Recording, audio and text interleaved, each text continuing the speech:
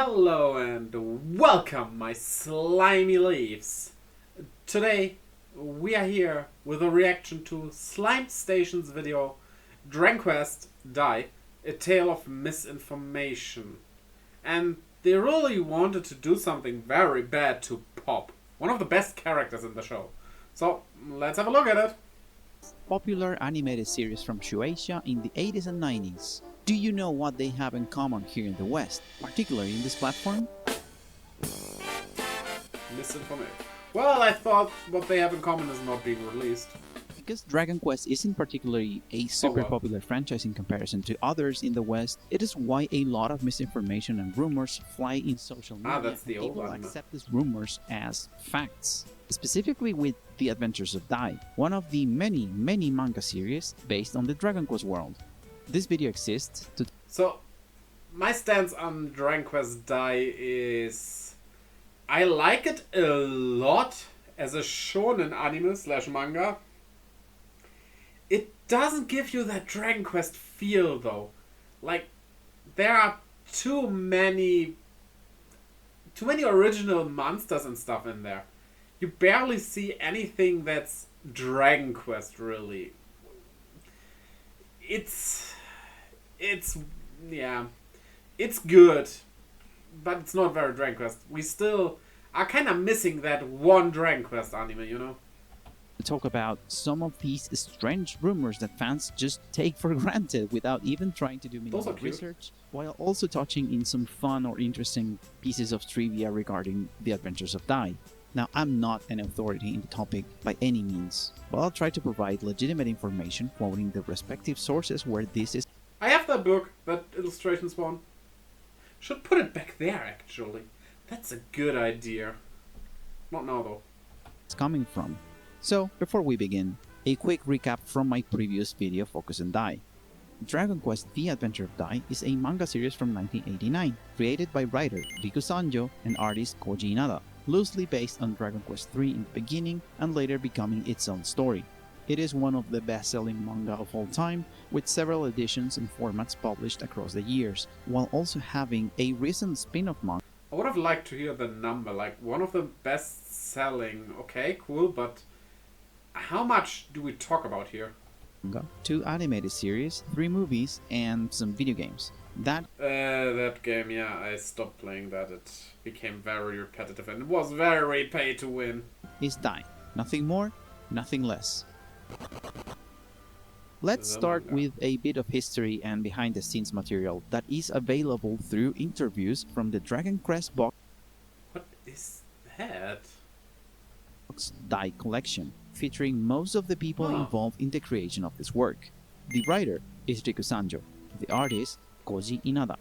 Behind the curtains was not only Yuji Horii involved in the supervision of their work, but also their initial editor, Kazuhiko Torishima. Torishima was responsible for many great things, like being the editor of Akira Toriyama in serializations like Dr. Slump and Dragon Ball. I like this robot girl. Let's make her the main character. Well, let's go with a Kung Fu manga. Yeah, basically, all credit to Akira Toriyama that is due, but his editor made it, like, big. He was the right brain for that. He was also responsible for bringing Toriyama and Horii to work together on what would eventually become the video game franchise Dragon Quest. Yes, he is guilty as charged. Intrigued by the idea of making a manga based on Dragon Quest, he put the team of Horii and Sanjo together. By that time, there was already an animated series based on the franchise, so exploring other mediums was an unavoidable problem. I always wanted to watch that, but couldn't get it with subs, which, yeah, well. Project that Torishima didn't want to miss. Koji Inada, according to the interviews, was the hardest one to get to join the crew. Inada specifies that he was a rebellious guy who wanted to challenge the industry with original works only, but after seeing the ideas presented by Riku Sanjo and the persistent calls from Torishima, he ended up accepting the job as he saw the potential to make something truly fun and interesting. Yuji Horii says that he had trouble picturing a Dragon Quest story in a manga format, as video games are media where players actively experience them by giving the characters orders with a controller, the complete opposite of passive media, such as manga. Yeah, there's truth to that. Like, let's take for example the Pokemon manga. Yeah, the Pokemon manga is great, and Pokemon Adventure specifically I'm talking about, and I really like it. But yeah, there's a chance that the main character just ends up with a team you don't like. That just can't happen because you have no input into that, and when it comes to stuff like Pokemon, for example, the team building is a big part of it. So while that doesn't make it bad, it makes it very different. Manga, where you just sit and read. So the idea was to take a different approach, which was like reversing the concepts. Instead of a Dragon Quest story, it would be an original story using Dragon Quest's world as the setting, and thus the Adventures of Dai. And that is where I think it failed a bit. Yes, it used a Dragon Quest inspired world, but kinda only in the way by putting some of the monsters from the franchise in it. And that's kinda it. And those monsters become very rare later onwards. So, well, still a great manga, don't get me wrong. I'm not, like, saying it's bad. It's just missing a bit of the Dragon Quest spice. Dai was born.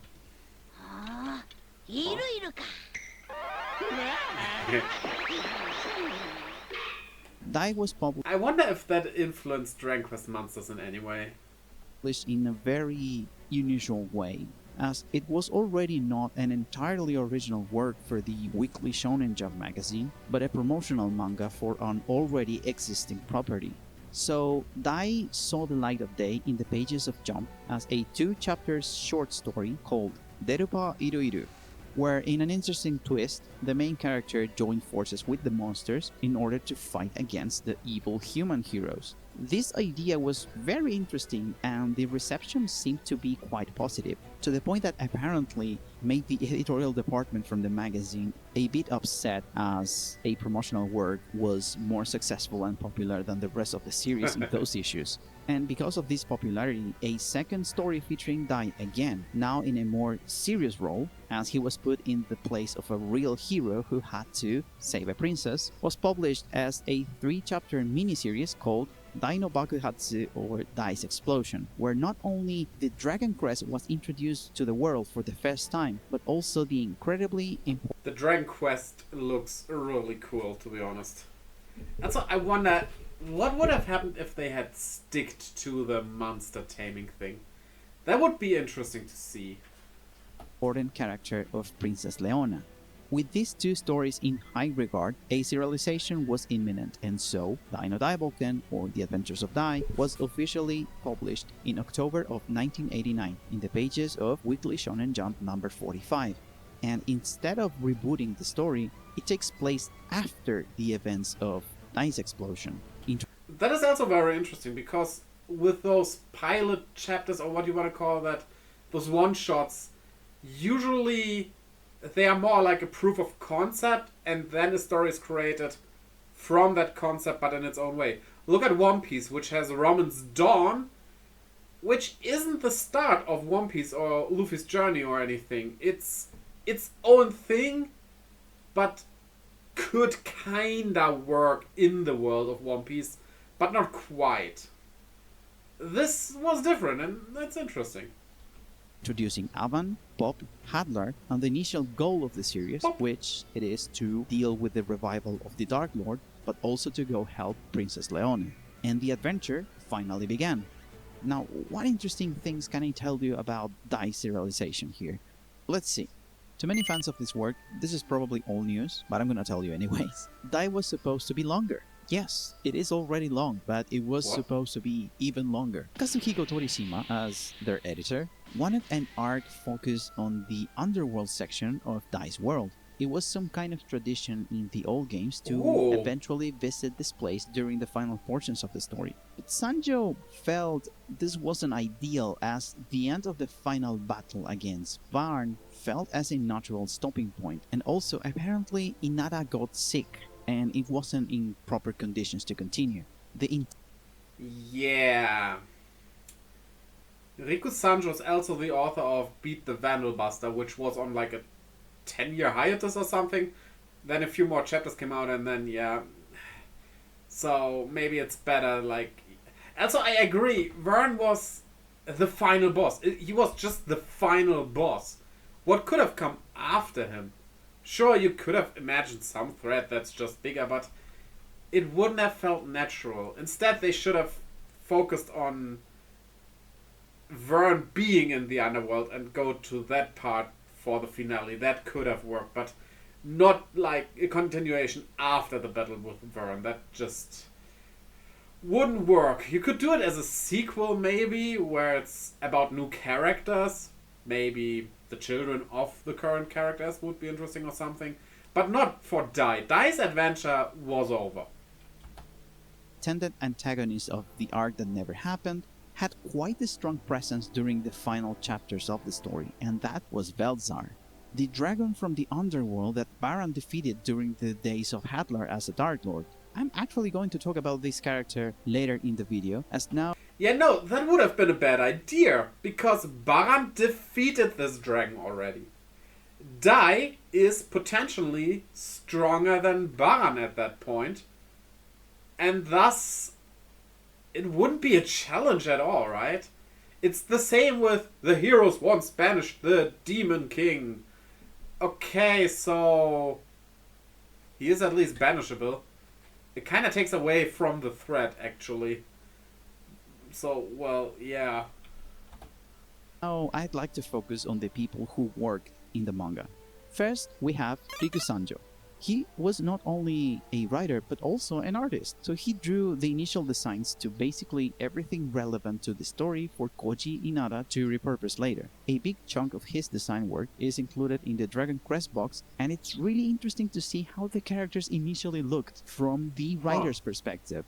In the interviews, Sanjo explains he knew what to do with the story from the very beginning, so the entire process was a writing struggle of how to get from point A to point B. He wrote chunks of 5 chapters in anticipation of what was being worked in present time, and as the serialization of these written events started, he would make changes during the 3rd chapter that was being worked at the time, sometimes even changing the story entirely. He tried to keep things as consistent as possible, with a lot of insight to play within the week-to-week effort of creating new chapters. This was a strange way to work in a running series back then. It was the complete opposite to other works of those years, where the authors would often create the stories on the go without a clear vision of an ending. Now, how this approach to writing impacted the story is up to you to decide though. Now let's focus on the art department. Let's go with... Yeah, when it comes to writing, you can just technically write without knowing where you want to go in the end. But people will very likely notice that. Dragon Ball is kind of a good example because, while I do like the Buu saga and Buu as the final thing in Dragon Ball, it's like there was no real build up except like it's the Buu arc and, well, it started Buu and it ended Buu. It is technically interchangeable with every other arc, just of course the power-ups and everything wouldn't work, but there's no culmination towards an end from everything. You know what I mean? I hope you do. So, if you actually want to write a story, first think of how it should end. That's usually the part where writers start at, the end. And then think of the beginning and the middle. You have some free room there, some jiggle room where you can change stuff up and everything. But that's probably how the best stories are written. Koji Inada. He had a lot of fun drawing the first half of the series. He loved drawing goofy looking characters, and he would famously draw snots coming out of the noses of almost every single character in the series, even the bad guys. In the book, he says that the snot was a way to make them look more human. On the other side of the same true. coin, art became a struggle in the second half of the story, as everything turns much more serious and action-focused, with almost no chances to draw these goofy faces or funny interactions. It was truly a sad time for the snot season in the manga. Like Dragon Ball, kinda, which turned from comedy into more battle-focused, huh? If only there was some common thing for these two.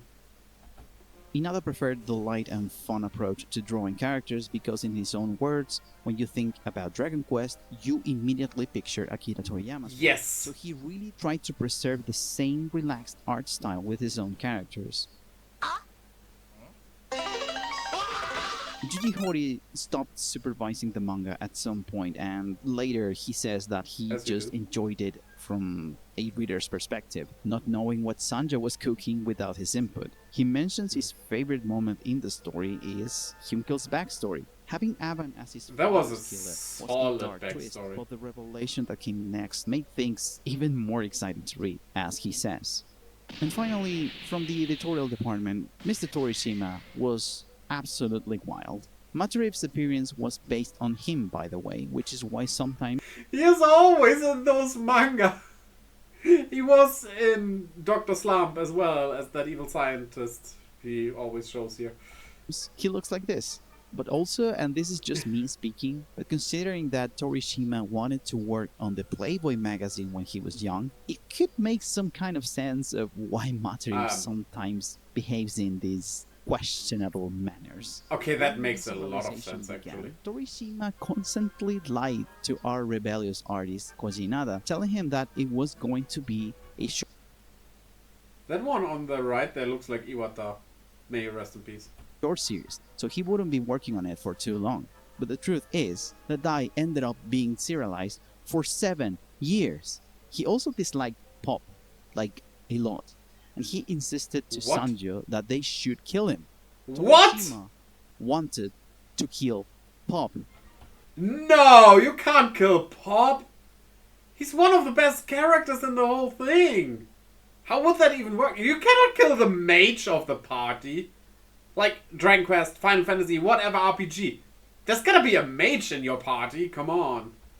Yes, arguably the most important character in the story. Yeah! The main character was supposed to die early in the story. Pop was created for the boys demographic to be the relatable character in the cast. A weak, normal guy who would save Dai from time to time by trying his best. But because initially he was a coward and even ran away leaving his friends behind, not only once, but twice, Torishima hated his guts. Back then, characters like that were not that common. But his journey. Like, yeah, he started that weak and cowardly, but he did his best and he put all his willpower together, and in the end he became a very powerful mage. He might even have a chance at the last boss, honestly. Probably not, because even Dai had a very hard time with all his shonen protagonist powers, but he could have stood his ground at least for some time. Like, he became more courageous in everything. You need journeys of characters like this. Don't kill him! Manga. So he saw Pop as a threat to the popularity of the series.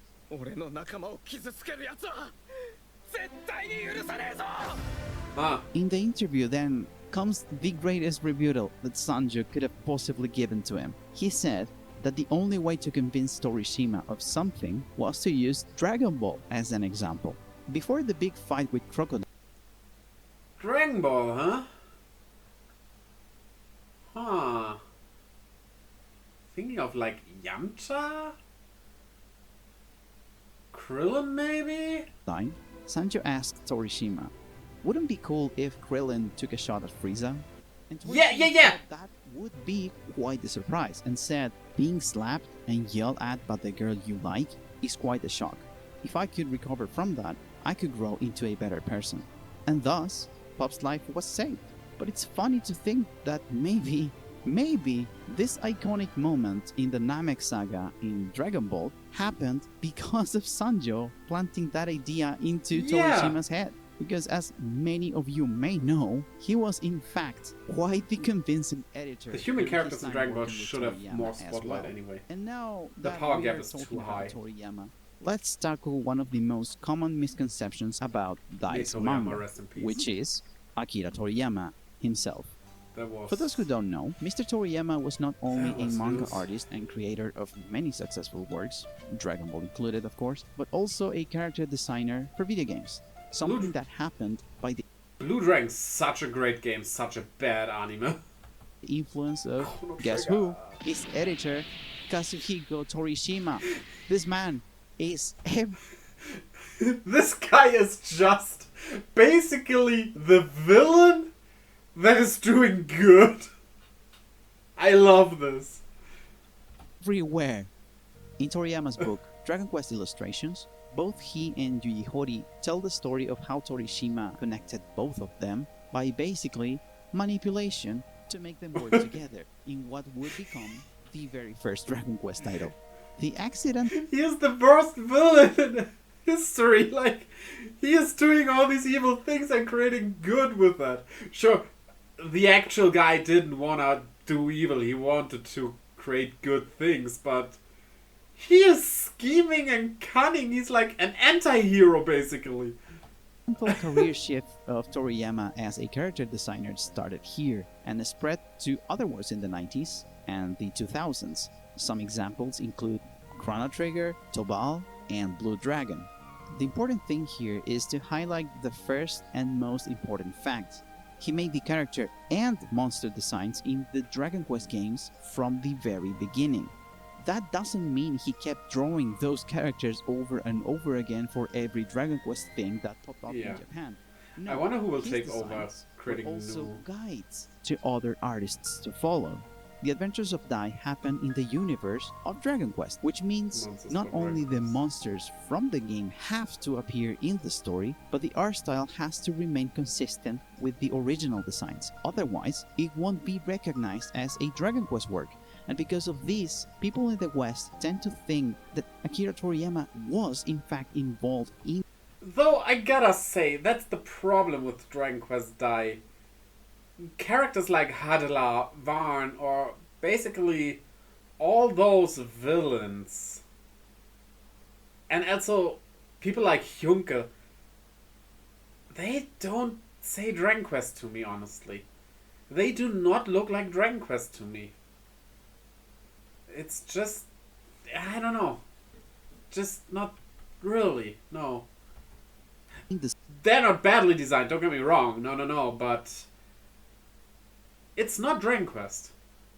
series, or that this manga was Or inspired rather, by Dragon Ball, Not which is Toriyama. completely false. Battle shonen manga found a massive success at the end of the 80s and the beginning of the 90s, so lots of series had similar elements in common, specifically with the most popular work at the time, Dragon Ball, which also took ideas from other popular works such as Kinnikuman. So it is wise to say that lots of different authors were trying to bring their own takes of similar tropes to the table, even when the popularity of Battle Shonen exploded way before Dragon Ball was known for its intense outworldly fights.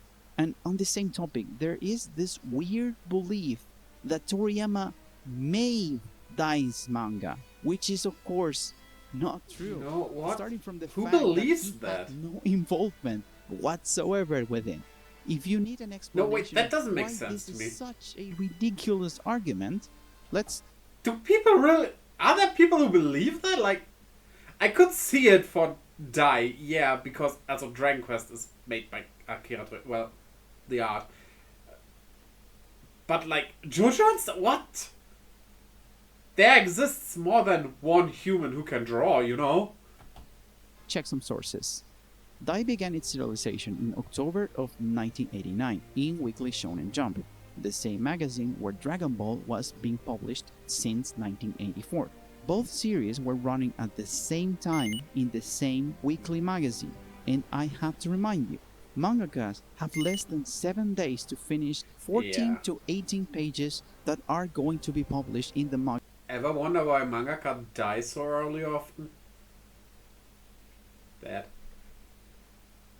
Magazine week by week. In an interview in the book Katsurakira, a collaboration between Akira Toriyama and Masakatsu Katsura, they both talk about how exhausting it was to deliver their respective series chapters on time. Toriyama and Katsura would often avoid work and talk over the phone for hours while completely avoiding their responsibilities and focusing more on their own procrastination. It was a really tough time.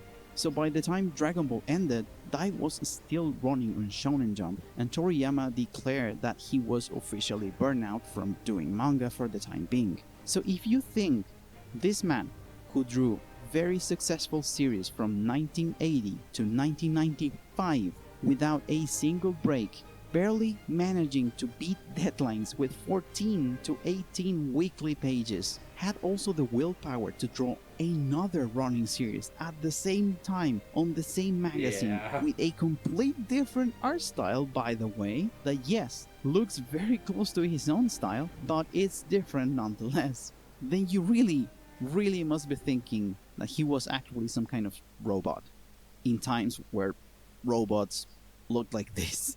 Honestly, I don't really blame you if you had this already decades-old misconception. Even the people who localized Dai in English, the official Viz website, credits Toriyama as the author.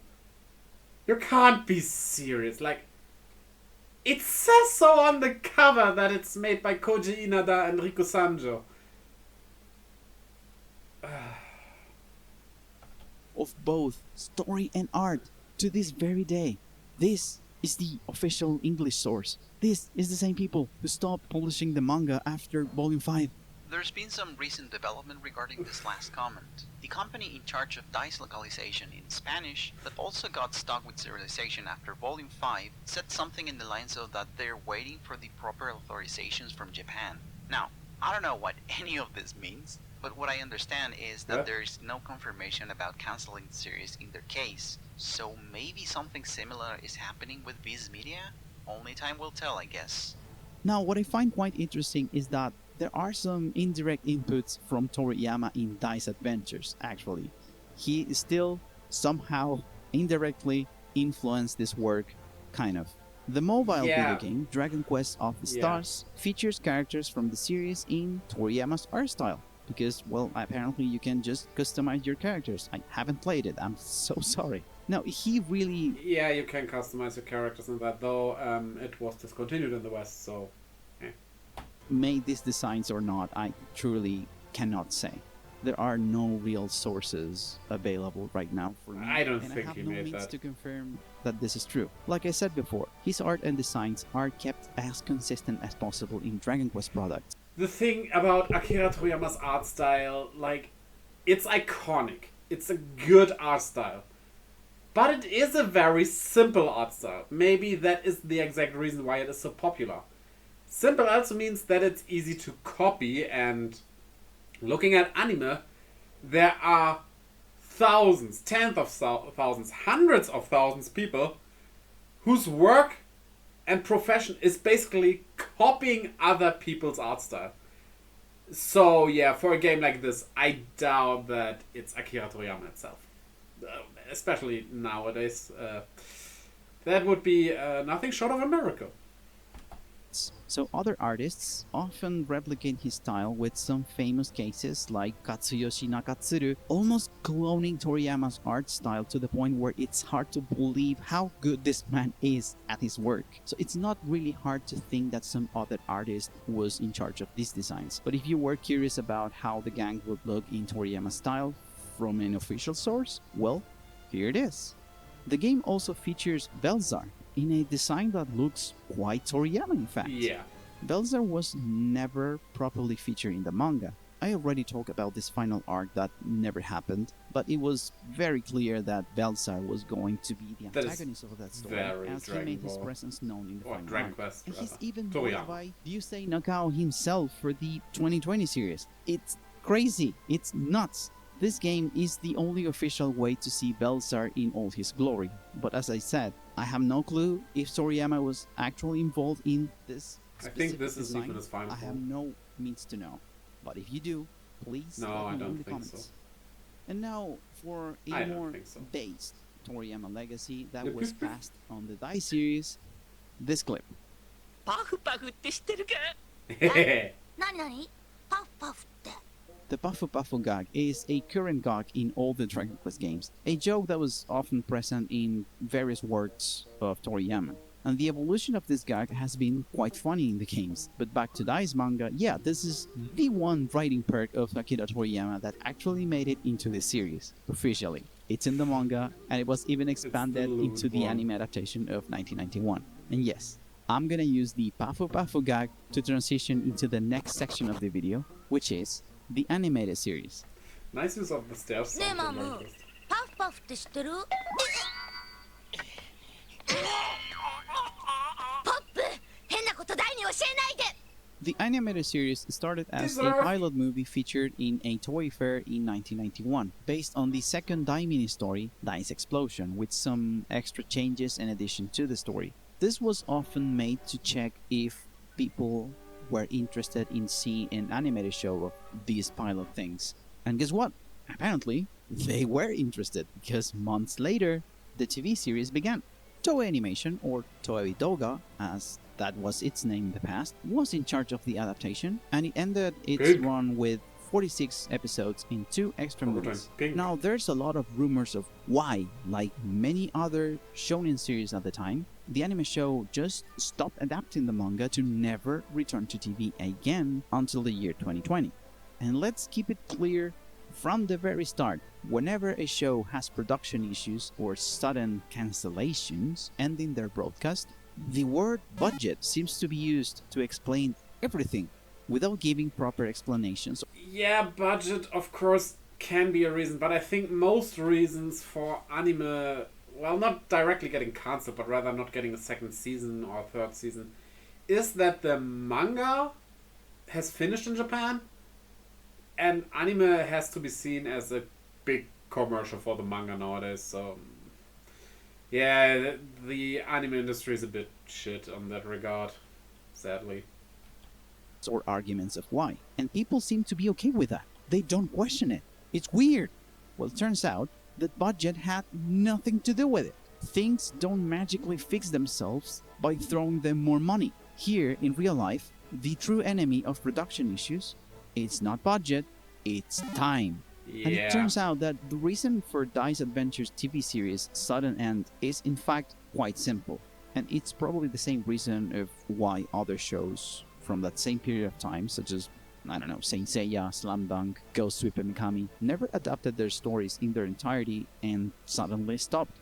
So before I tell you why, let's do some basic research. The last episode of the original show was released on September 24 of 1992.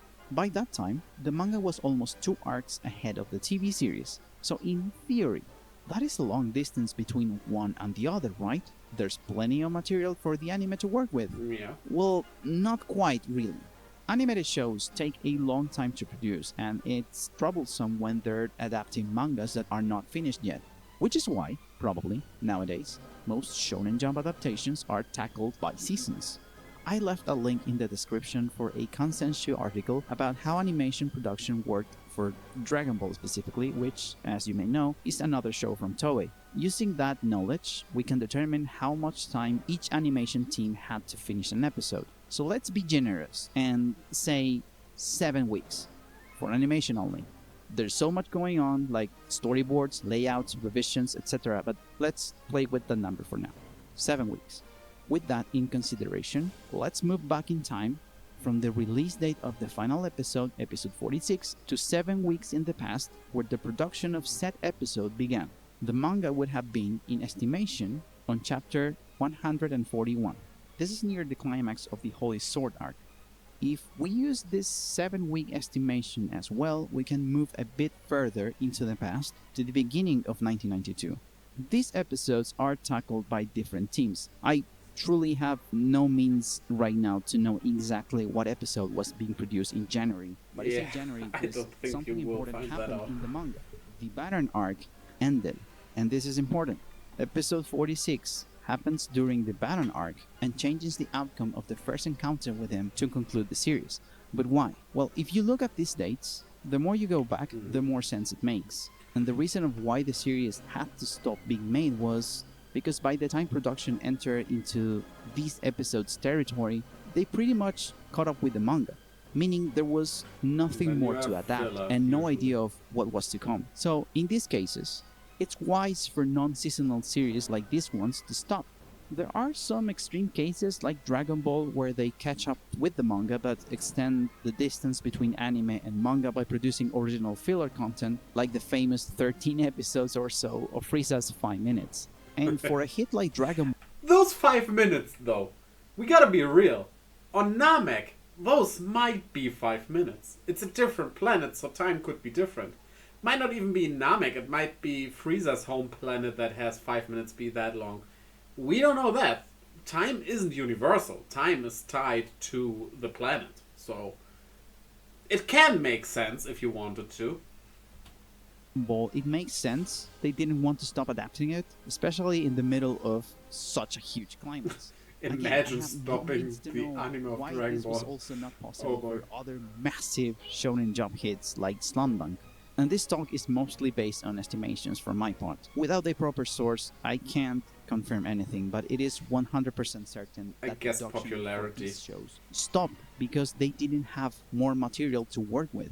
This is a good reason, not an unrealistic one like budget. For what I know, animators are paid by cut and not by how impressive things look. So if something looks crazy, it's not because a company is paying their animators more. It's because they're passionate people and really good at their jobs. Honestly, this was a lot of speculation based They on deserve basic more. research made That's for sure. by exploring the internet, reading some things on the Dragon Quest wiki, as well as some available articles, such as the ones in the Consensus website. And it was all made in just a couple of minutes. And this was just to prove you that there is more out there than just using the word budget to explain something that you really don't understand. This budget thing spread rumors online and false information, like, for example, Dragon Ball GT failing as a show because the animators ran out of passion, or that the budget No, it was just because it had very bad writing, I guess. I actually never finished Dragon Ball GT because I couldn't stand it. Like, after 10 episodes, I just didn't want anymore. was already too limited because of Dragon Ball Z. Gladly, Dai was a massive success in Japan and the manga finished in 1996, so there was already a proper source available to work with for the 2020 adaptation. The 2020 series is impressive for keeping a consistent, high-quality production during its 100 episode run, not because of, again, budget, but because things have improved a little in the hellhole that Toei was mostly known for. Also for the incredible talent and passion of the team involved in its making. And if you think that the use of CGI in particular scenes it's because of budget, nope, it is not. CG is not cheaper by any means, but it's a helpful tool. Yeah, it's really not that much cheaper, if any cheaper at all. CG is just a good way to make it easier, and CG can be done well, and I think in Dai it was pretty okay. Then we have examples like X-Arm. Look that up if you want to be horrified. But CG also makes it possible to work quicker in some cases. And that's good because those animators work themselves to death and they shouldn't. Well, yeah. Tool available nowadays used to give 2D animators more time to cook those exquisite meals that are often present in this show. If you're someone with a wider and better knowledge of the industry and you're watching this video, please, by all means, feel free to comment. Point out if I got something right, if I got something wrong, and Yeah, do that. If you get anything, go over to the video, it's in the description, and tell them. please help me expand upon this conversation here in this humble video of ours. And so, with the manga and anime out of the way, let's wanted to relax kill a bit Pop, and what? talk about some trivia to end this video. Because at the end of the day, Ah, let's trivia. remember that Cool. Dragon Quest and Dai are one and the same. この間山でムーモンに襲われた時全部使ってしまったんだった。そんな雑魚相手に薬草5つも使い切るんじゃねえ。 Okay, okay? Was that the name of... Really? Was personally attacked by Pop. Kay needs to get better at Dragon Quest. Get good! I like how healthy and consistent the relationship between different pieces of Dragon Quest media is. Everything feels like it happens in the same universe, which is why I I'm liked curious your to explore story. other Dragon Quest media such as the Emblem of Roto, of the Legend of the Hero Abel in the future. And interestingly enough, some things from Dai made it into the games and vice versa, so let's explore. The original Derupa Iruiru chapters introduced monsters from the back then upcoming video game Dragon Quest IV. Here are some of the never seen monsters from back then that I've spotted.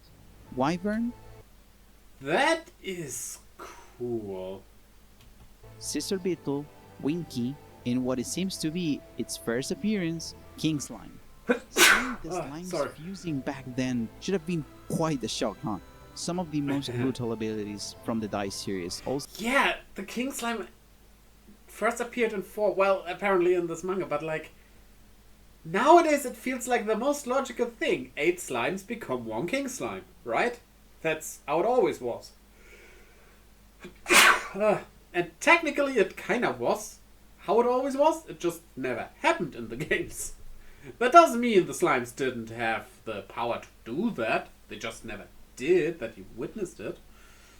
But it's, it's like the Metal Slime King, that only appeared, I think, in Dragon Quest III first. also made it into the games. Hyunkel's most powerful attack, Grand Cross, made its game debut on Dragon Quest VI.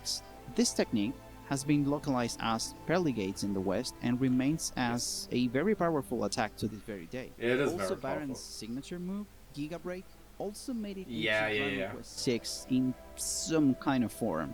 Later in the Also, the 3 slices that Avan teaches are in the series, games. Dai performs a variant of this technique, and okay, it seems to be translated as Giga Gash, a stronger version of Giga Slash in Dragon Quest VIII. I'm a little confused about this, but there you go. It's Giga Break, apparently.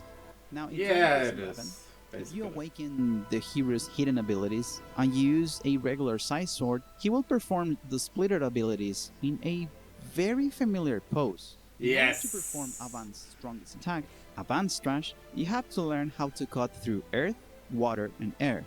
That power That was fire, not water. But this cut through water is more meant to be like cut through things without a form, which fire would belong to, so yeah.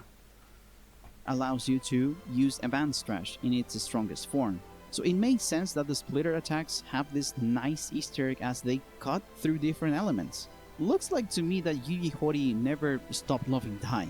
He even says in Dai's data book that he always wanted to work on a manga, so this series made his dream come true, in some sort of form. Another really cool thing is the inclusion of the Secret of Evolution from Dragon Quest IV into Dai's story. Kind of. In the manga it's called The Secret of Super Beings instead, but on paper they're quite similar. True, yeah, I never thought about that. That's After actually his true, yeah. beloved Rose is taken away from him, Saro loses his mind and decides to seek for the Secret of Evolution, an extremely obscure power that will make him the definitive ruler of Nadiria, resulting in one of the most astonishing and epic Yeah. final battles in the Dragon Quest franchise. I wondered how Dragon Quest Monsters 3 would pull that off, but it was very interesting.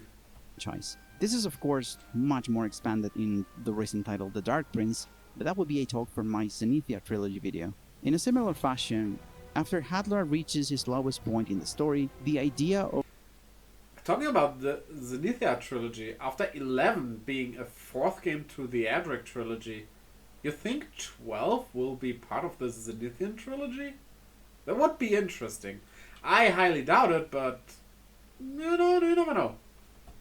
the Super Beings is introduced in the Dai series, to be later properly revealed in the tournament arc with the character of Zamza. Zamza has some visual similarities to Sarod in his Manslayer final form, so it is obviously not a coincidence. What I find really fascinating about this is while being different in name but similar in execution, this concept elevates two amazing characters from the Dragon Quest universe, Sado and Hadlar, to epic proportions. No matter the reason, hatred or honor, the super evolution of these two characters made them so memorable and honestly impossible to forget. And that's it. That's the end. There's gonna be another super short video as a follow-up to this one. If you like this video game trivia section, then you wouldn't want to miss that one. It's gonna be pretty fun and short in contrast to this one. But it's gonna be focused on a specific chapter and episode of Dai that could be the most Dragon Quest thing in the entire story. But that would be for another time. Slime Station is a channel run by friends who like to talk about things they're passionate about, but don't have a proper place to share with such immense and important knowledge in hopes of finding more people who share the same love for these nerd things we like to talk about. So I thank you for watching, I'll be seeing you in the next stop, and as you may know, I am terrible with conclusions, so here's a clip of my dog trying to understand how water works. Okay. That is cute. Wait, will he jump in? It doesn't. Okay, that was a great video. So take a train and visit Slime Station and like and subscribe his video as well as mine. I would appreciate it a lot. And yeah, that's it. And it was interesting. And they wanted to kill off Pop. What is wrong with you people? Pop is like the greatest character. Well, Dai would be my favorite, but you know, don't kill Pop. Just don't kill him. There are no Dragon Balls here. Well, there are ways to revive people in Dragon Balls. But, well, do all the liking and subscribing. And check out this video down here, or down there, or it's out somewhere on the screen. You will find it. And until next time, hope to see you again. Bye.